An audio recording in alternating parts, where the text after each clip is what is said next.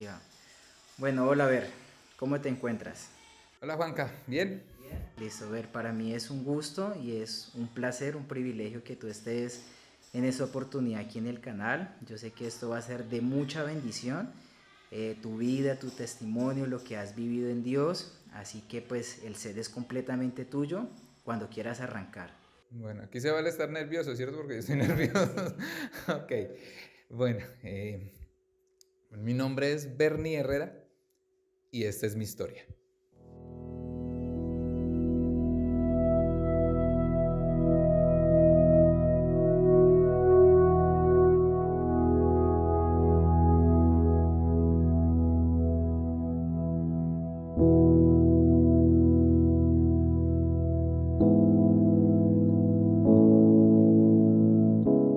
Bueno, yo creo que es muy complejo cuando tú vas a contar tu historia eh, viniendo de familia cristiana. Casi siempre cuando uno escucha los testimonios de la gente, pues no, venían de una familia difícil, de una familia compleja, y tuvieron una vida desordenada, tienen un encuentro con Jesús y, uy, gloria a Dios, ese es el testimonio. Pero cuando tú vienes de una familia cristiana, todo el mundo cree que realmente es una vida perfecta, que ya lo tenías todo, que todo era más fácil.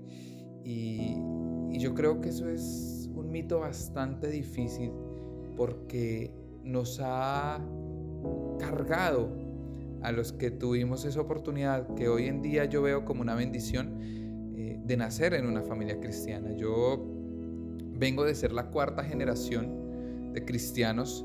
Mi bisabuelo conoció del Señor hace más o menos 80 años.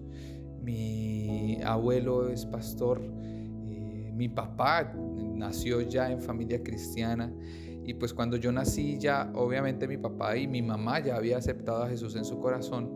Entonces yo crecí eh, conociendo de Dios, escuchando de Dios. A mí no me contaron los cuentos que le cuentan a todo el mundo. Yo no escuchaba La Cenicienta, Pinocho, La Bella y la Bestia. No, mis cuentos de dormir eran David y Goliat, eran el Arca de Noé, eran Moisés cruzando el Mar Rojo. Y si bien eso es una bendición, en mi caso eso comenzó a generar una ansiedad y un afán por que la gente me aceptara todo el tiempo y porque todo el mundo viera que Bernie hacía las cosas bien. Y por eso en el colegio pues yo buscaba que todo el tiempo me fuera bien, y por eso yo quería ser el mejor en todo, y por eso me enojaba cuando no me daban la oportunidad de hacer algo y de demostrar lo que yo podía hacer, porque yo sentía que era la manera de pues de que me pusieran como la atención, no porque no me la brindaran, sino como que dijeran, wow, sí, Bernie sí puede, Bernie sí es capaz. Y sumado a eso, yo crecí con una cantidad de temores, porque yo tenía unas pesadillas de niño muy tremendas. Yo soñaba que a mí me perseguían para enjaularme, yo soñaba que aparecían monstruos, lo más de horribles, y yo comencé a desarrollarle miedo a todo. Yo le tenía miedo a la soledad, miedo a la oscuridad, yo le tenía miedo a las alturas, incluso si les confieso, hasta las gallinas terminé teniéndoles miedo. Para mí era un tiranosaurio rex detrás mío. Y eso hace que Bernie comience a crecer con una cantidad de complejos que hacían que cuando ya voy entrando a la adolescencia, yo necesitara que la gente me pudiera aceptar, no importa lo que eso costara. Así me tocara ser un camaleón y cambiar, y si la gente pasaba por encima mío no me importaba, y si la gente era déspota conmigo no me importaba, porque yo necesitaba sentirme aceptado. Y no era porque no me aceptaran y no era porque no me amaran. Tuve y tengo unos papás extraordinarios, pero era como esa carga de sentir que venía de la familia que venía, que venía de las figuras que venía, y por eso yo necesitaba que todo el tiempo me dijeran que yo estaba haciendo las cosas bien. Y cuando yo llego a la adolescencia, eso se vuelve una bomba que explota en más o menos cuando yo tenía los 13 años, porque yo quiero rebelarme contra todo eso. Y en esa época pues había una situación difícil en mi casa, un tiempo de tensión en mi familia, en el colegio todo estaba hecho un caos, mi corazón estaba hecho un desastre, y por eso yo llego a un punto donde digo, Dios no existe. El Dios del que me hablaron no es real, porque yo no siento a Dios en mi vida, y decido declararme ateo y comienzo a leer sobre el ateísmo, y yo leía a los ateos más impresionantes de la historia, y recuerdo mucho que la primera vez que yo me leí la Biblia con juicio me la leí para buscarle errores, y eso comienza a llenar mi corazón de más resentimiento, de más soledad, de más vacíos, y yo llego al punto de incluso pensar en quitarme la vida. Y, y yo creo que no hay nada más desesperante. La gente dice, uy, tan cobardes los que hacen eso, pero, pero cuando tú lo vives te das cuenta que no es por cobardía, es una sensación de desespero, es una sensación de vacío que nada lo puede llenar.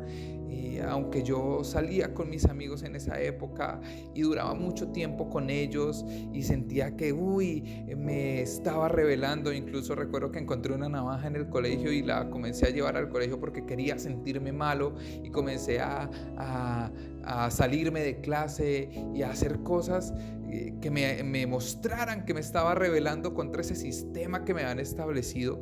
Pero el vacío cada vez era más grande, y yo recuerdo que la noche en que, una noche en que yo comienzo a escribir esa carta de despedirme, y la verdad creo que es la primera vez que lo hablo tan en público, yo llego a un punto de crisis donde me tiro al piso y le digo a Dios, usted tiene dos opciones, o cambia mi vida o manda por mí, porque si ninguna de esas dos pasa, yo voy a tomar una decisión y va a ser su culpa. Y algo sucedió esa noche en mi cuarto. Yo estaba encerrado. La habitación donde yo dormía era la única con puerta de metal en mi casa. Era prácticamente imposible, porque cuando yo me encerraba con todo. Yo había quitado la llave de mi cuarto del llavero de la casa para que nadie pudiera entrar.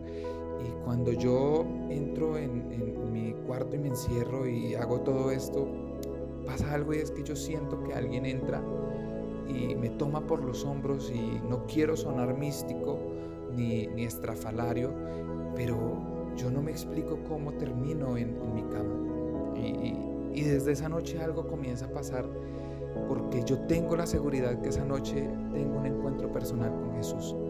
No era por lo que me habían contado, no era por lo que me habían dicho, no era por lo que quizá yo había escuchado. No, esta vez era encontrándome, sintiendo, buscando a ese Jesús del que muchas veces me habían hablado. Y ese día comienza algo diferente en mi vida. Y yo sé que hay personas que me están escuchando que se identifican con alguna parte del proceso, nacieron en familia cristiana o han sentido esos vacíos, y quiero decirte, no hay nada como tener una relación personal con Jesús, porque cuando tú tienes una relación personal con Él, sientes que está ese apoyo. Y yo comencé a ver a Jesús no solamente como el Señor que gobernara mi vida, no solamente como ese Jesús que había muerto en la cruz y que me había dado su vida por mí, sino que era ese Jesús, ese hermano mayor que había venido a levantarme, que había venido a rescatarme en el momento más oscuro de mi existencia, y había comenzado a darle un destino, había comenzado a darle un propósito a mi vida. Y por eso todo comenzó a cambiar, porque era una relación, y tú necesitas una relación personal. No se trata de religión, no se trata de a qué iglesia vayas, no se trata de cuántos ministerios estés involucrado, no se trata de nada de eso. Se trata de saber que ahí, enfrente tuyo, cuando tú oras, cuando tú lees la Biblia, cuando tú vas a la iglesia, cuando tú tienes un momento de adoración, está alguien, una persona que te ama tanto, que fue capaz de darlo todo por ti. Y si tú quieres saber cómo fue ese proceso de encontrarse con Jesús y esa segunda parte, yo te invito a que no te pierdas el próximo video.